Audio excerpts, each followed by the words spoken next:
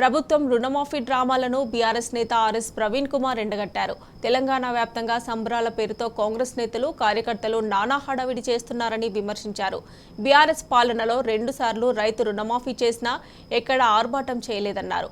6 గ్యారెంటీల పేరుతో అధికారంలోకి వచ్చిన రేవంత్ రెడ్డి ప్రభుత్వం వాటి అమలును మాత్రం పట్టించుకోవడం లేదని ఫైర్ అయ్యారు. ఇక గ్రూప్ 2 పరీక్షలను వాయిదా వేసిన సర్కార్ పోస్టుల పెంపుతో పాటు నిరుద్యోగులు ఇతర సమస్యలపై ఎలాంటి ప్రకటన చేయడం లేదని ఆగ్రహాన్ని వ్యక్తం చేశారు. సూర్యాపేట జిల్లా మఠంపల్లి మండల కేంద్రంలో బీఆర్ఎస్ పార్టీ రాష్ట్ర నాయకురాలి నర్ర నిర్మల తండ్రి పెదకర్మకు హాజరైన ఆర్ఎస్ ప్రవీణ్ కుమార్ వారి కుటుంబ సభ్యులను పరామర్శించారు. దానికే గ్రామాన సంబరాలు చేసుకుంటే మరి బీఆర్ఎస్ ప్రభుత్వం 10 సంవత్సరాలు రుణమాఫీ చేసినాక ఎన్ని సంబరాలు చేసుకోవాలి? రైతు బంధు దాదాపుగా 50,000 కోట్ల రూపాయల రైతు బంధు ఇచ్చింది. దానికి ఇంకా ఎన్ని సంబరాలు చేసుకోవాలి? సో వీళ్ళు ఇంకా అసలు రుణమాఫీ చేయనే లేదు. బ్యాంక్ వాళ్ళందరూ కూడా ఇప్పుడు ఏమంటున్నారు, మీరు 4 లక్షలు లోన్ తీసుకుని ఉంటే మీరు ఆ 2 లక్షల రుణమాఫీ ఎప్పుడు చేస్తామంటే మీరు మిగతా 2 లక్షలు కడితేనే ఈ 2 లక్షల రుణమాఫీ చేస్తామని చెప్పేసి బ్యాంకు వాళ్ళు కండిషన్లు పెడుతున్నట్టుగా చాలా చోట్ల కూడా రైతులు చెప్తా ఉన్నారు.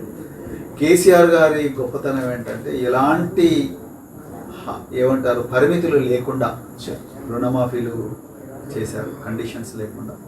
కానీ ఇలా రేవంత్ రెడ్డి ప్రభుత్వం రేషన్ కార్డులని లేకపోతే ఇంకా రకరకాల ఎలాంటి అక్కరకు రాని కండిషన్లను పెట్టి రైతులను ముప్పు తిప్పలు పెట్టి రుణమాఫీ అని చేసుకోవాలని చూస్తున్నారు. ఆ రుణమాఫీ కూడా మళ్ళీ ఎక్కడి నుంచో అప్పులు తీసుకొచ్చి చేస్తున్నారు.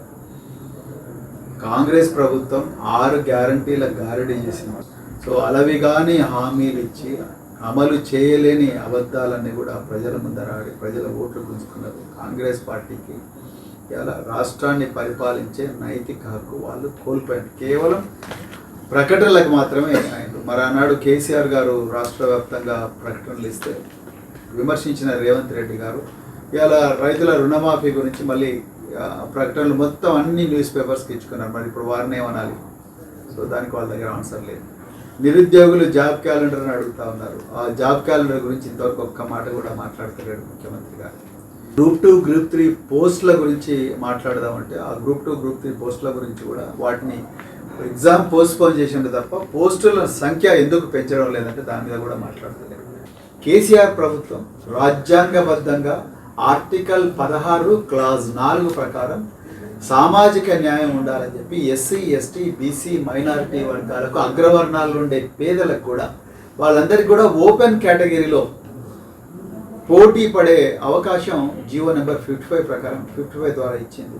కానీ అలా రేవంత్ రెడ్డి ప్రభుత్వం ఈ ఫిబ్రవరి నెలలో జీవో 55ని రద్దు చేసి జీవో 29 తీసుకొచ్చారు. జీవో 29లో ఓపెన్ కాంపిటీషన్లో ఎస్సీ, ఎస్టీ, బీసీ, మైనారిటీలు అగ్రవర్ణాలు ఉండే పేదలు వాళ్ళెవ్వరు కూడా కంపీట్ చేయకుండా మరి ప్రివెంట్ చేస్తున్నట్టుగా ఉంది. అందుకొరకే గ్రూప్ 1 ప్రిలిమ్స్ మార్కులు ఇంతవరకు కూడా బయట పెట్టడం లేదు, కటాఫ్స్ బయట పెట్టడం లేదు. దీన్ని కూడా బయట పెట్టాలని చెప్పేసి తెలంగాణ పబ్లిక్ సర్వీస్ కమిషన్ మేము డిమాండ్ చేస్తున్నాం. జీవో 46 మీద ఎవ్వరు కూడా మాట్లాడలేదు. మరి దాని మీద దామోదరం రాజనరసింహ గారి కమిటీ చేసిందన్నారు.